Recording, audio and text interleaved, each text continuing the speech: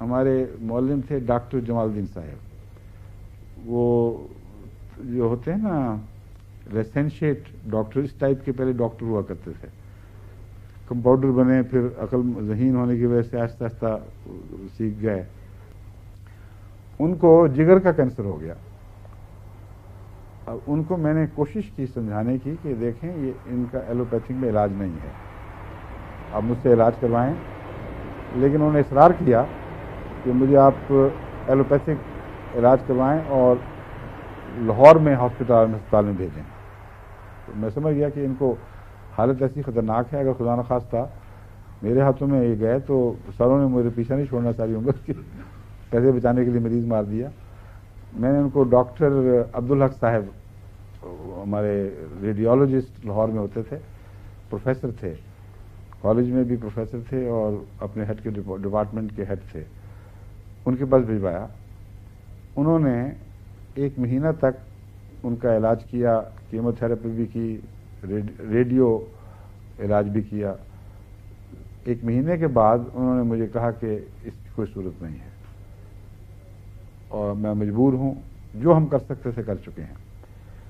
واپس لے کے آئے، بہت برا حال تھا، ان سے بات بھی ٹھیک نہیں ہوتی تھی۔ پھر میں نے ان سے پوچھا تو ان کے بچوں نے کہا کہ ابا کہتے ہیں کہ ہمیں یہاں ہسپتال میں داخل کرا دو، میاں منور کے ہاتھ میں بڑی شفا ہے۔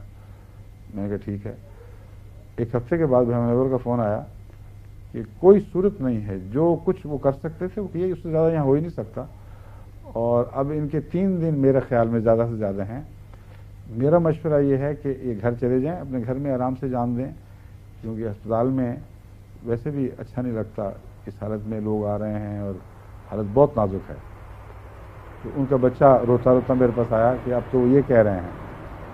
میں نے کہا 3 دن ہیں، تم 3 دن ہومیوپیتھک علاج کرا لو اور پھر دیکھو اللہ تعالیٰ فضل فرمائے تو۔ خیر وہ ان کو لے آئے گھر، ان کو میں نے 3 دن ہومیوپیتھک نسخہ دیا، مجھے یاد ہے وہ نسخہ کیا تھا، سلفر 30 میں دن میں 4 دفعہ اور برائیونیا 200 میں روزانہ 1-2 دفعہ، اور کارڈس میریانس ایک ہومیوپیتھک دوا ہے جو مدر ٹنکچر میں استعمال ہوتی ہے، لیور کے لیے، جگر کے لیے بہت مفید دوا ہے۔ اس کے قطرے میں نے کہا آپ دینا شروع کر دیں۔ اب مجھے تفصیل یاد نہیں کہ کیوں میں نے یہ تجویز کیا تھا، مگر بعد میں نے دیکھا کہ جگر کے لیے یہ نسخہ عموماً بہت ہی اچھا ہے، اور میاں سیفی کو بھی یہی دلوایا تھا میں نے، یاد ہے نا آپ کے ابھی۔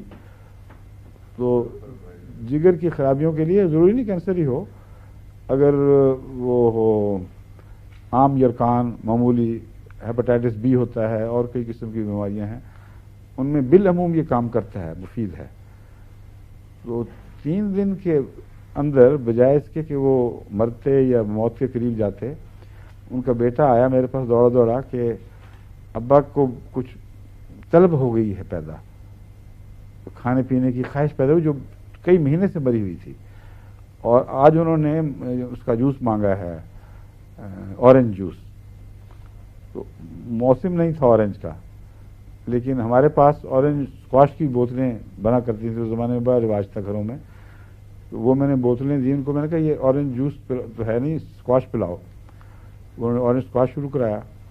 چند دن کے بعد کہ جی اب وہ اور کچھ مانگ رہے ہیں کیا دیں، پھر ان کو پتلا شوربہ اور آہستہ آہستہ اس میں پھلکے کا پاپڑ ڈال کے پھر اور غذا شروع ہوئی، اور 2-4 مہینے کے اندر وقف جدید میں رپورٹ کر دی کہ مجھ سے کام لیں، اور اس کے بعد کتنے سال وہ رہے ہیں، میرا خیال ہے 14-15 سال تو رہے ہیں کم از کم اس بیماری کے بعد، یا زیادہ اس سے بھی، باقاعدہ فیلڈ میں کام کیا ہے۔ اس کا جگر کے کینسر کا کوئی نام و نشان بھی نہیں رہا۔